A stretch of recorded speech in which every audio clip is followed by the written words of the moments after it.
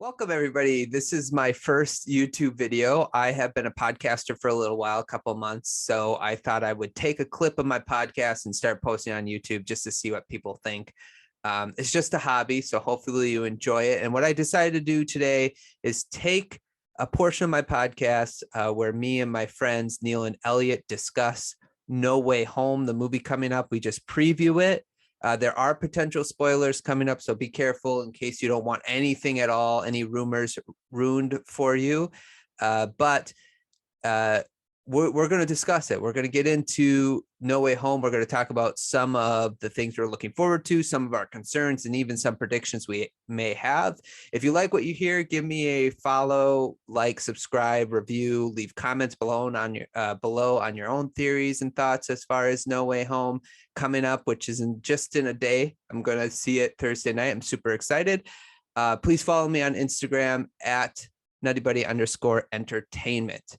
So let's get into the clip of No Way Home with Neil and Elliot from Shooting the Breeze podcast. Okay, guys, let's go on to our next topic then. Let's talk about No Way Home. That's what we were hyped about. That comes out again in like 5 days for me, 4 days for you guys, something like that. So and close. I might actually fly out to see you guys and just go. No, yes! Imagine that'd be amazing. That would be super fun. But we're gonna see Spider-Man No Way Home. So we're gonna talk about that real quick here and get people hyped up to go see it again on Thursday, Wednesday or Thursday, depending where you're at.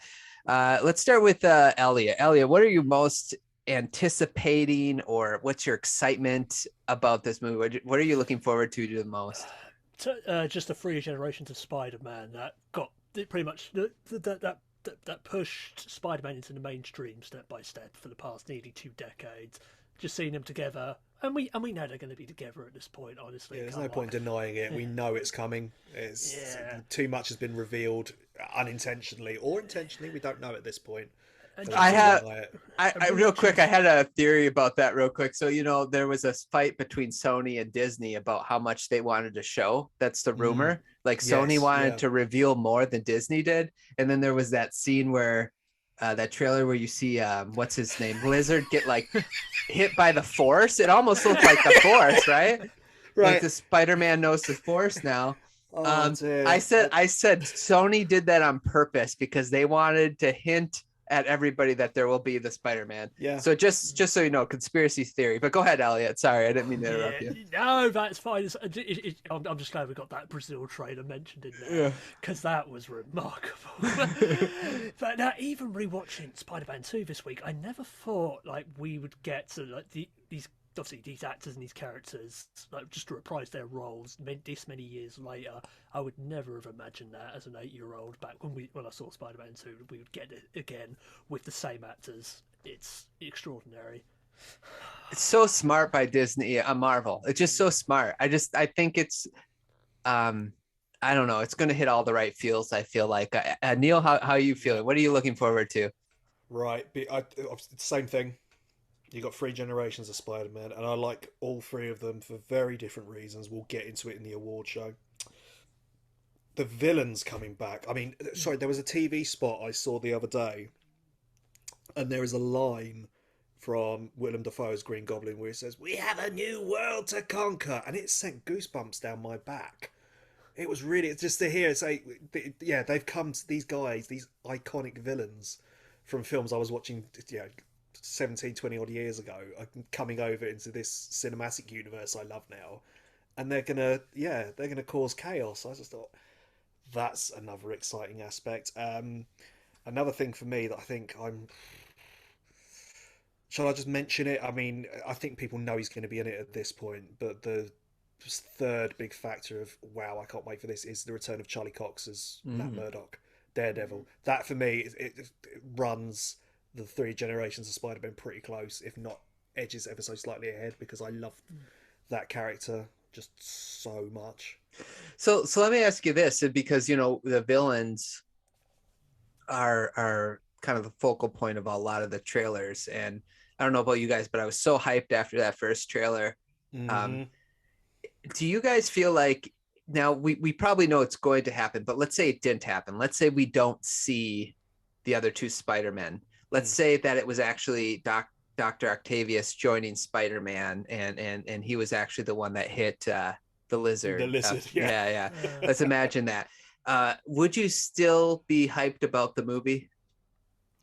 It's hard. You know, I've tried. I'm so glad you brought that up because I've tried playing through that scenario in my head.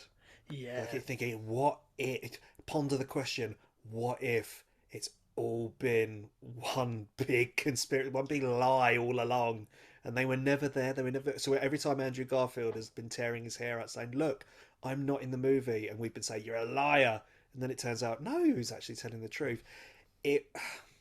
There would definitely be, well, it'd be a Ralph Boner moment, wouldn't it? The ultimate. Yeah, if the ultimate Ralph Boner would be, we thought we were going to have the 3 generations of Spider-Man in one movie and they didn't show up. What the?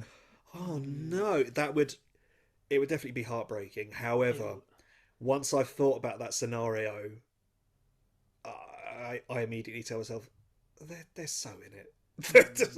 Yeah, they're gonna do it. My subconscious steps in and goes, trust me, they're going to get to a moment. Elliot, should I mention the score? Because I sent you a clip last Sunday. Have you, Ryan? I don't know if you've heard about this, but it's a few of the tracks from Michael Giacchino's score. I heard. Yeah. Did you hear them? Did you hear track 19?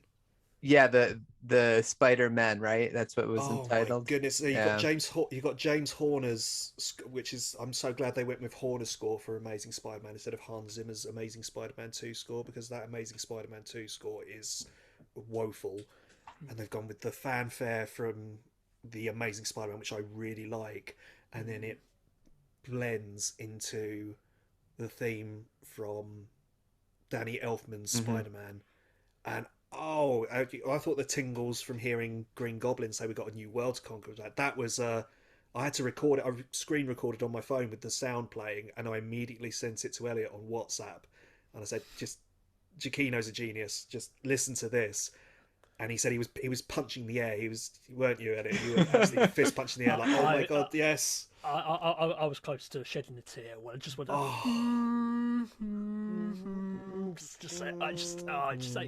It cuts that deep. It was just wonderful to hear. Just for those few seconds. So again, it's another thing where I'm going, they're there. Yeah. So here's not putting that score in. So Elliot, maybe you can answer this question then. Since we all believe, we're like 99.9% sure they're going to be there, right? Why do you think Disney and Marvel didn't want to show it?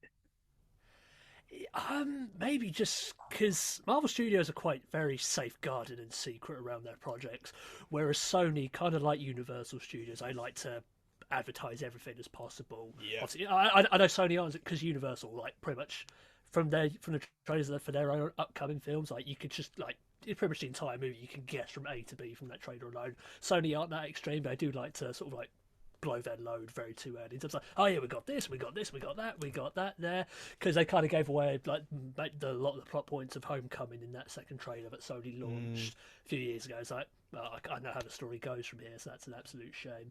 So yeah, in terms of discretion, Sony just don't seem to share their vision. It's Do you think Portals factor? Yeah.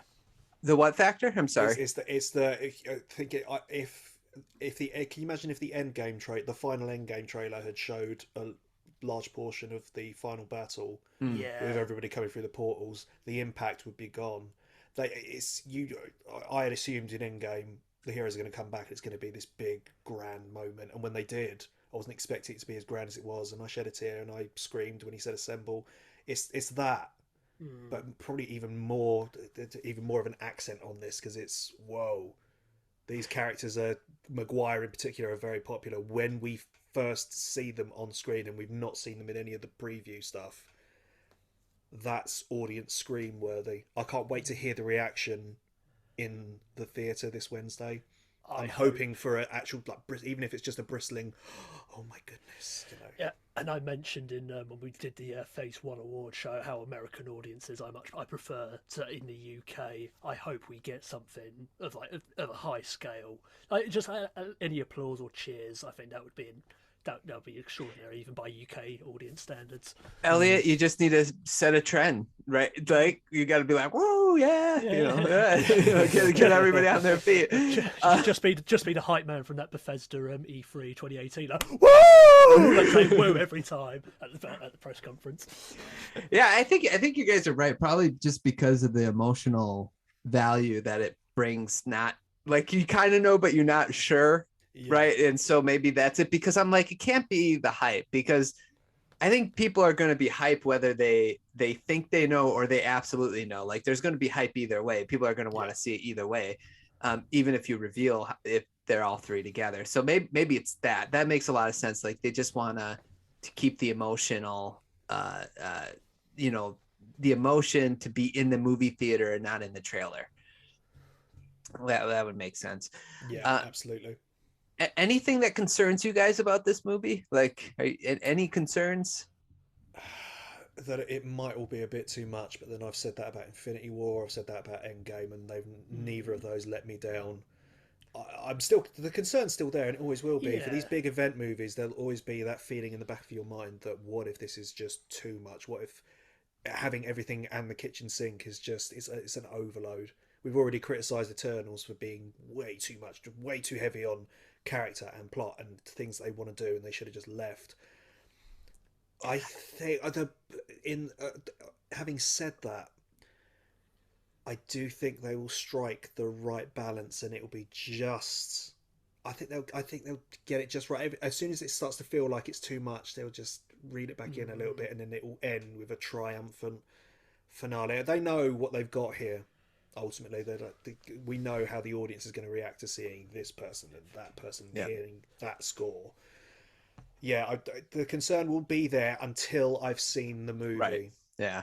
But in my heart, I feel like it's going to work out. I think this is going to really please a lot of people, because I was seriously worried about Endgame. So I'm concerned about the reactions. The reactions are going to start dropping, I think, Monday evening your time, Tuesday morning our time. So when I get up on Tuesday, people will have been, the premiere's this Monday, people will have seen it. Sony and Disney have already said that they can post their responses.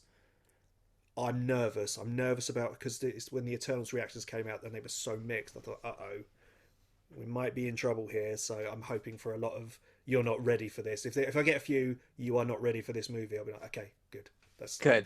I'm suitably prepped now. Yeah. Yeah, it should be 4 hours long, right? Go ahead, Elliot. Yeah, really. Yeah, I know. It's 2 hours 40, isn't it? Because I thought, because I've heard either 2 hours just shy, 40, yeah.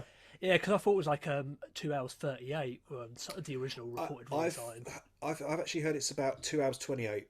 So I thought it was 240. Yeah, it was close before, and then I think they've chopped a few things out, and now they've got it to just over 2 hours 28. So which is fine. I think this can still work. If there was one more thing I'd say before we jump into the award show, because Tom Holland said it's the most ambitious solo movie like they've ever done. Obviously, I know. Obviously, they kind of have to hype it up in some way. They can't say, this movie's hot garbage. Don't come and see it. But Infinity War is an achievement in cinema, because every other studio that tackles that scale of movie, I think, fails. There is no universe in which Infinity War realistically shouldn't work as a film, but other studios pulled it off. And if they wouldn't be attempting No Way Home if Infinity War didn't work out the way it intended. Yeah. Well, here, and Infinity War, I feel like worked out because they already had a foundation with all the characters, right? I think that's where Eternals, not to go back there, but that's where it really fell apart. There was no foundation. Yeah. They were introducing all these people, then they're trying to give them story arcs and a big story. But with No Way Home, we have a foundation of all these characters. We've got 20 years of foundation, thankfully. We know Green Goblin. We know Doc Ock. Yeah. It's great to know we're just seeing people again that we haven't seen in a long time. And we've had 2 movies prior with Ned, with MJ, with this crew of people in his class from the MCU Spidey movies. So it's good. We've got that established thing there. There's less time introducing and more time getting to the, here's this big moment on the bridge, here's this big moment here, here's the Spider-Man. Oh my God. Oh, sorry, I'm getting a bit worked out. It's really exciting. I haven't been this pumped for a film in a very long time. I'm so excited. Moment. Okay, before we get to the award show, let's each of us maybe a prediction or two. Let's start with Elliot. Elliot, you got a prediction or two that might not be obvious. And any predictions? Ooh, Like apparently there's supposed to be 6 villains. We don't know who the 6th villain might be. Do you have a prediction on that? Do you know a prediction of like when Doctor Strange says I can't hold them back any longer? Do you have a prediction of what that might be? What are your predictions? Yeah, because I know because the post-credit scene in Far From Home that takes place around the time, obviously, of WandaVision, close to the end of that. So I kind of feel like obviously that point when he said, "Oh, they're starting to come through," that's probably when the threshold is crossed, and that's when obviously the multiverse starts breaking apart. I see that factoring in some way. Because a prediction, which is no longer a prediction, because I'm no longer worried about it. I thought they would screw around with Doc Ock's redemption arc from Spider-Man 2, and he'd be a villain again. But no, they're carrying on with the fact that he's redeemed himself, and the fact that he's going to help this version of Spider-Man on his journey in No Way Home. It's like, thank God, I was concerned it was going to be like, oh yeah, no, he comes out at the moment where he's drowning. He's like, I know he's evil again. Like, no, that spoils the entire character development that Raimi put into it 17 years ago. But no, yeah. So yeah, that's a prediction I don't need to make because I know that's Satan sound. How about you, Neil? You got anything? My prediction, because they haven't announced it, but I think it's like looking at rumors and photos of him wearing a crew hat. I think it is safe to assume that at some point, maybe even in the post credits, maybe if not in the body of the movie, we're going to get to see Venom. Venom.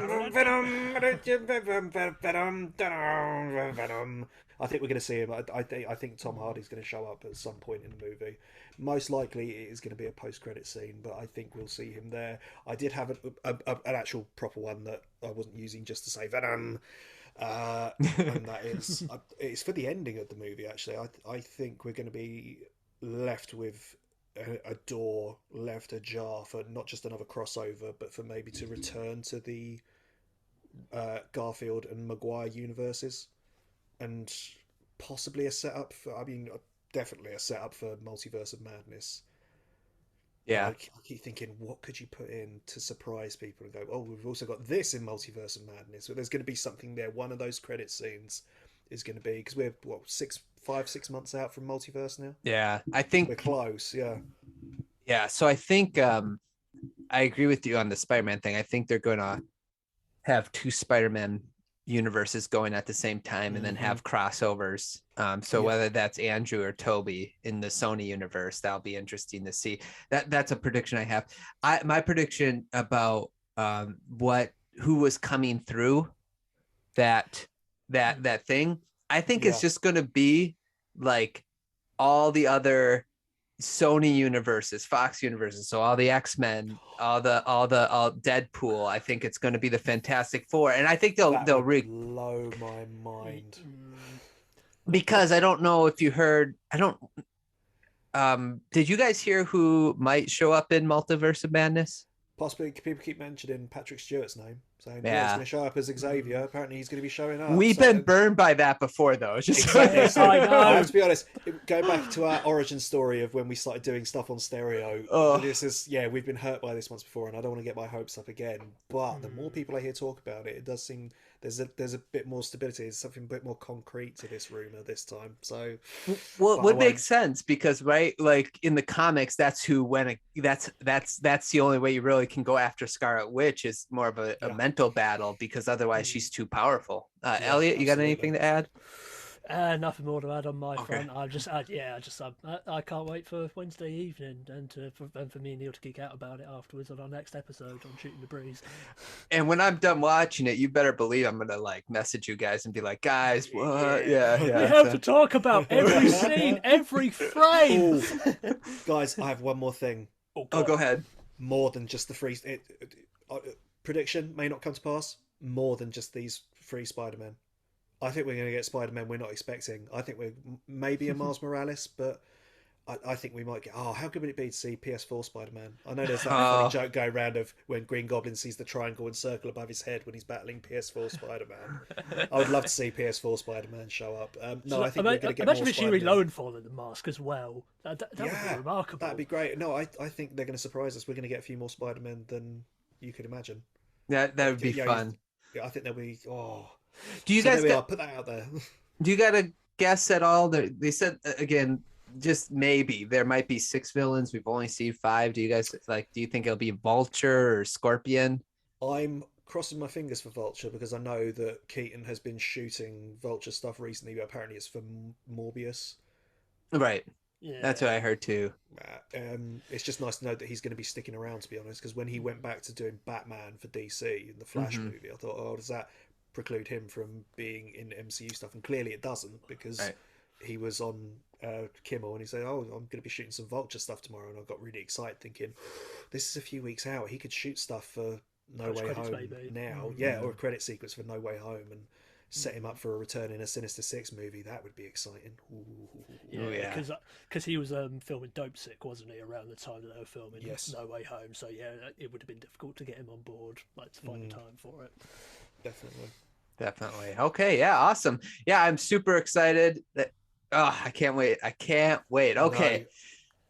Speaking of can't wait, we got to get into our Spider-Man award show. So let's do it. Yeah, let's do that. So I hope you liked that little clip of the podcast. If you did, again, just subscribe, rate, review, leave comments below that theories you have about No Way Home yourself.